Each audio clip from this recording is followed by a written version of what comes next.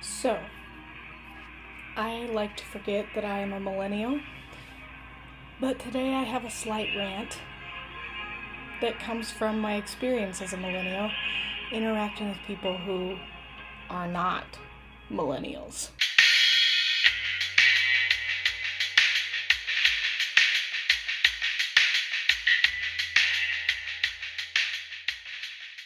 Hello, friends. I have just a small subject here.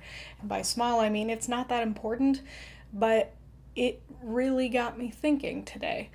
And that is someone on my Facebook feed shared an article about a feature on Snapchat's Discover page that literally gives pornographic type articles out, I guess.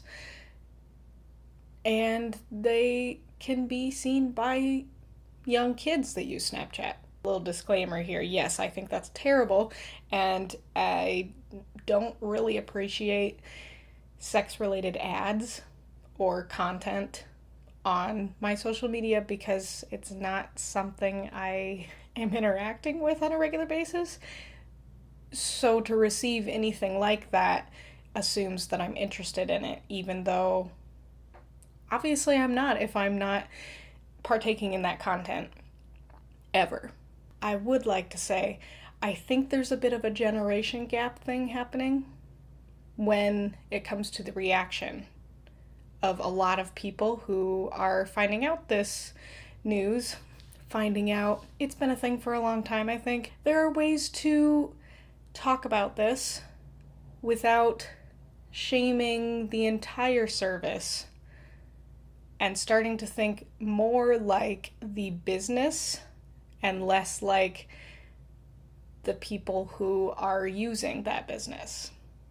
Snapchat's a company. Snapchat can do whatever it wants, really, because it's a mobile app that we use for free, and we can hold that company accountable to a certain extent. What we can control is what we see, at least to some extent. I was trying to figure out ways that I could discuss this in a more helpful way with the people who had posted and were talking about it on Facebook. And basically what I discovered on the Discover page was that you can do some things to solve this problem. It doesn't completely fix it, but it does help you to recognize ways that you can be maybe more discretionary with your app usage. On the Discover page of Snapchat, all of these little stories are constantly cycling through. If you go to one of those stories, just press and hold, it brings up a little tab that asks you, well, it gives you information about what the account is, and then it says, see less like this, share this story.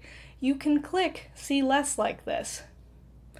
It's not going to solve all of your problems, but it is going to prevent some of those pages from showing up in the algorithm of Snapchat. The other thing that I think is maybe even more helpful is going into your settings and then going to manage and then lifestyle, and I don't remember what the other word is. I'll look it up. Basically, all you have to do is go through that tab and clear the preferences for the types of ads and stories that you're going to see on the Discover page. But it's social media. You're going to see things that you don't want to see on social media because people have different ad preferences. This is the opinion of a millennial interacting with people who are wringing their handkerchiefs about this situation instead of taking a step back and remembering that it's 2018 and all of our phones and all of our computers can give us that same content. And there may not be parental controls on all of those things. YouTube Kids hasn't always been safe. And that's a thing they've been working on. It's very possible there's a lot more out there that isn't getting written about that's going to be written about in the future.